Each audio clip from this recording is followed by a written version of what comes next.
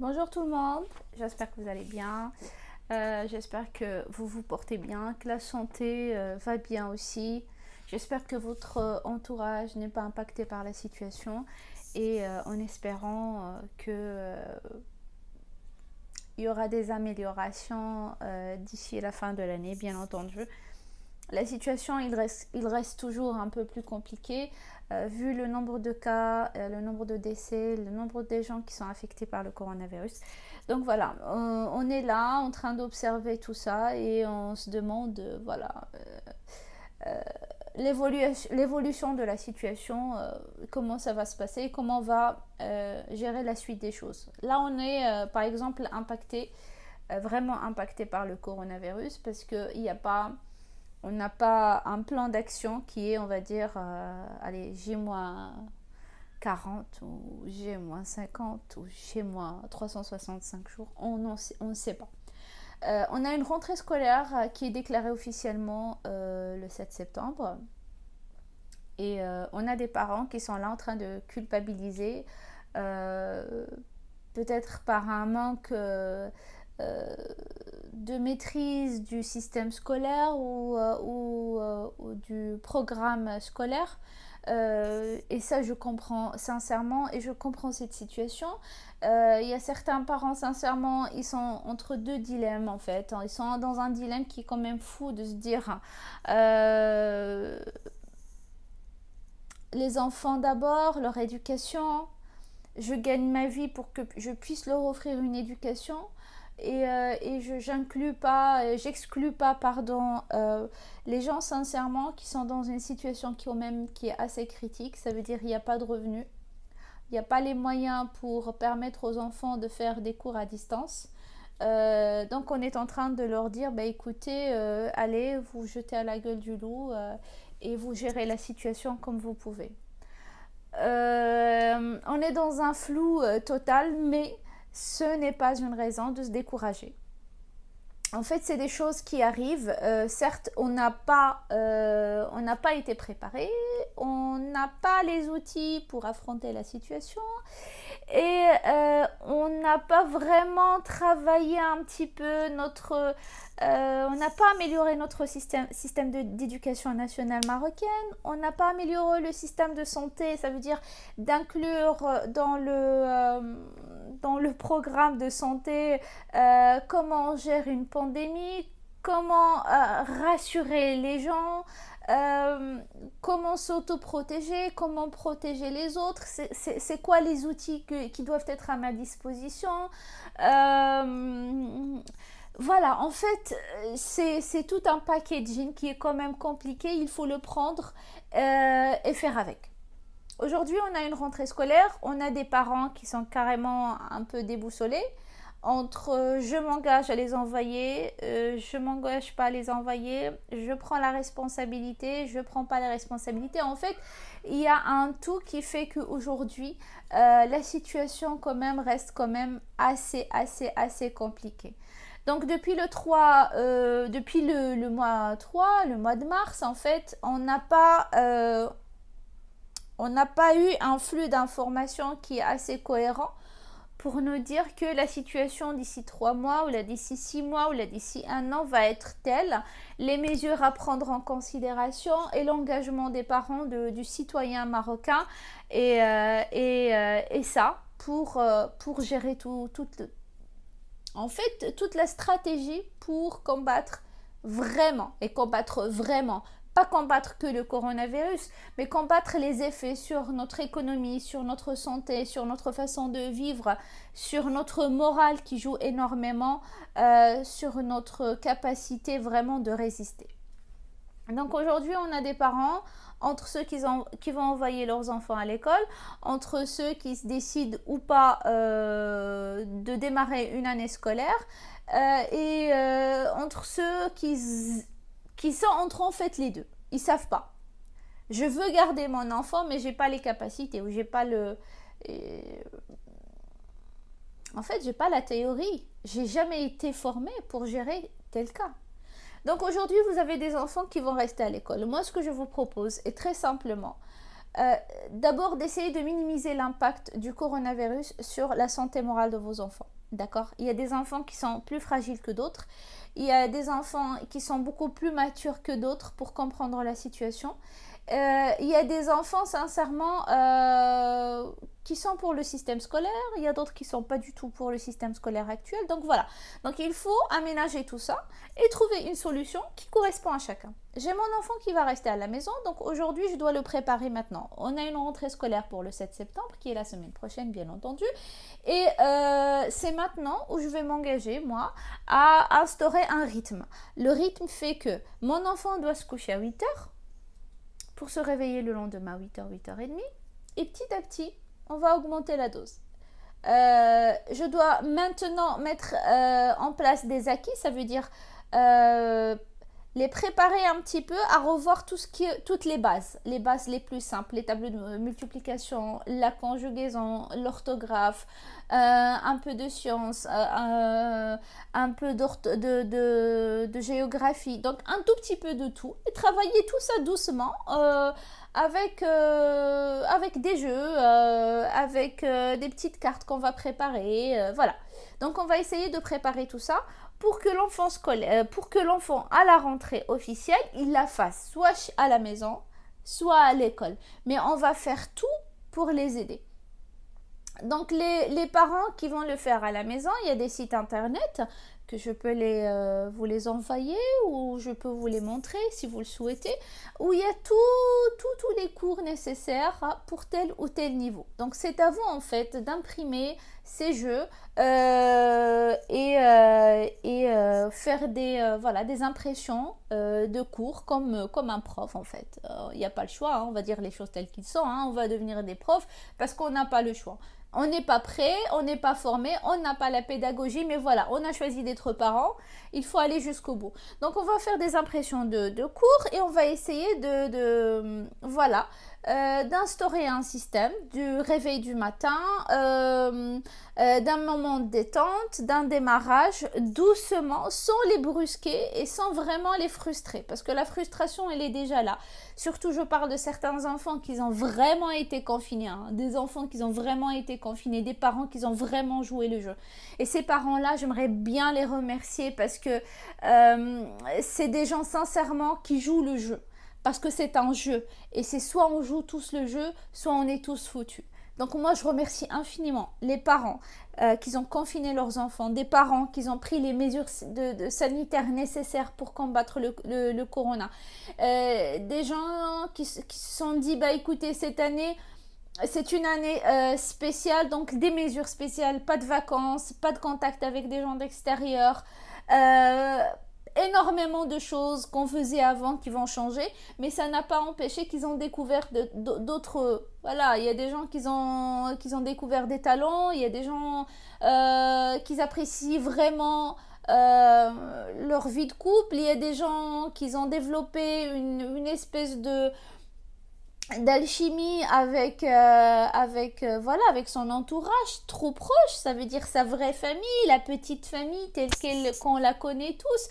Il y a des gens qui mémorisent un tout petit peu notre vie d'antan, on va dire les années 80, comment on vivait, comment on jouait, comment il y avait un contact beaucoup plus facile. Donc voilà, en fait, il y a des gens qui ont découvert un retour vraiment aux ressources, le retour aux ressources, la vraie valeur de la vie. Ça veut dire pas tout ce qui est superficiel, pas le bling bling, pas tout ce qui brille, voilà. Et ces gens-là, sincèrement, moi, je les remercie infiniment parce que c'est grâce à ces gens-là qu'on va préparer une population, un citoyen qui est vraiment à la hauteur, d'accord ? Un vrai citoyen, pas un demi-citoyen. Alors, je n'accuse personne et j'aime pas pointer les gens du doigt, mais je dis que sincèrement, c'est maintenant qu'il faut jouer le jeu. C'est maintenant qu'il faut se dire que les règles, ils sont en train de changer, d'accord ? Les règles de la vie en général sont en train d'être bousculées et changées. Il y a des métiers qui vont disparaître, d'accord ? Il n'y a pas le choix. Il y a des choses qu'on n'arrivera plus à faire comme avant.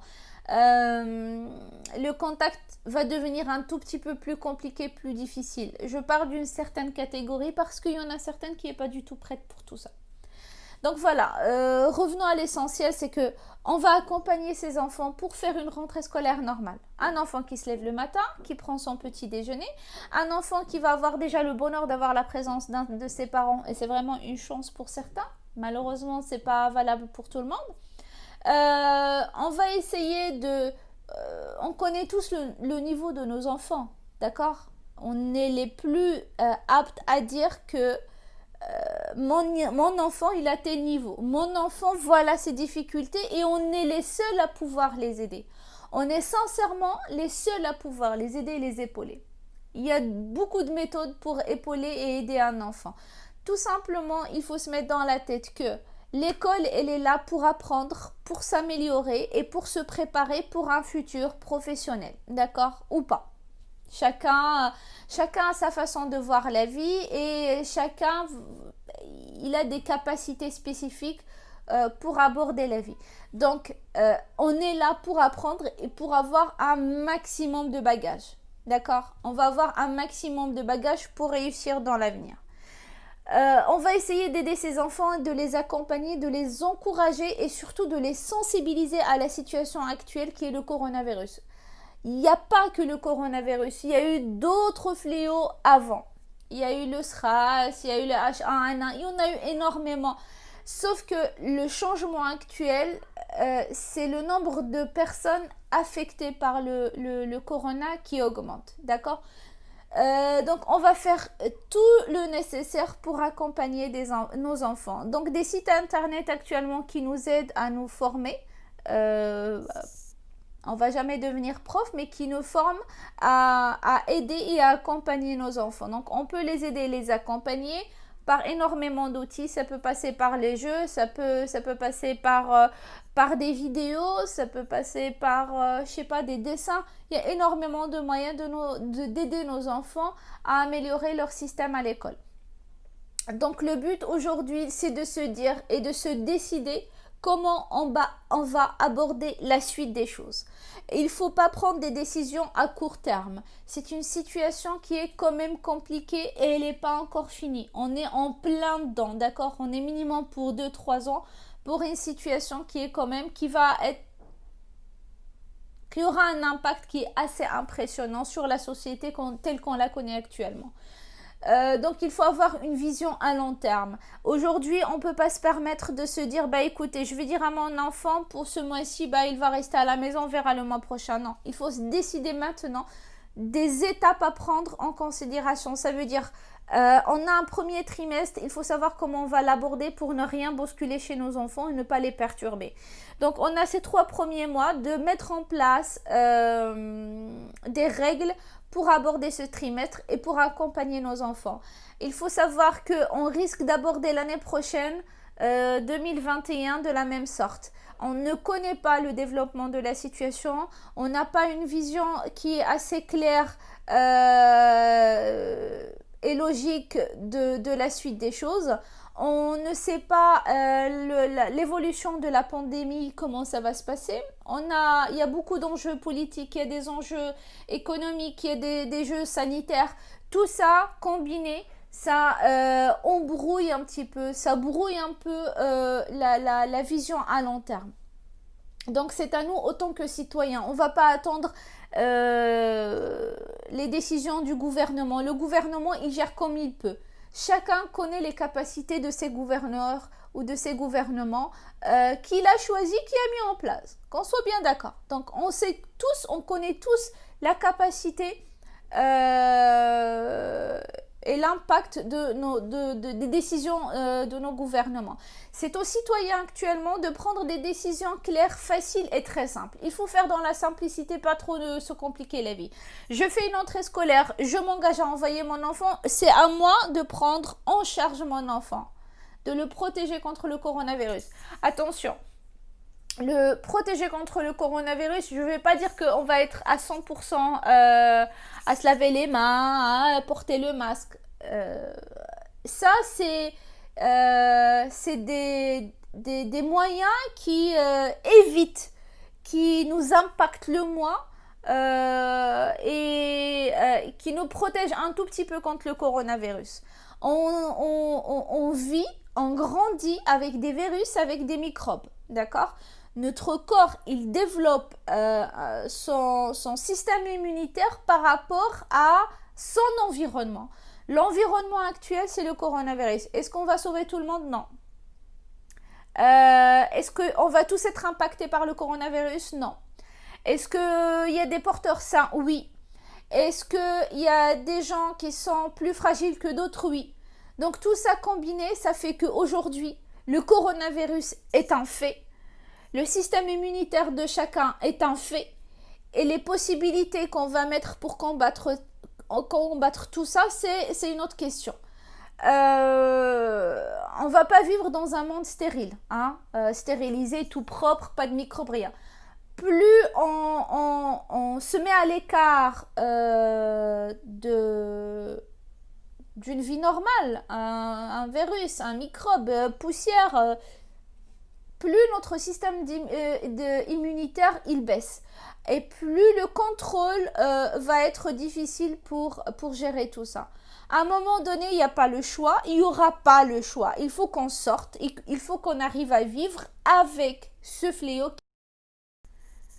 Donc voilà, la situation elle est telle aujourd'hui que c'est une année où il faut vraiment pouvoir s'adapter. Il faut se donner les moyens pour s'en sortir, hein. Il faut arrêter, voilà, de pleurnicher sur le changement de mon niveau de vie, sur la qualité de ma vie, sur. La vie ne s'arrête pas sur ça. Et la preuve, c'est qu'on est tous là. Il y en a certains, malheureusement, qui ont payé la facture très durement, qu'ils ont perdu vie. Il y en a certains qui ont perdu des membres de leur famille. Des gens qui subissent à leurs besoins.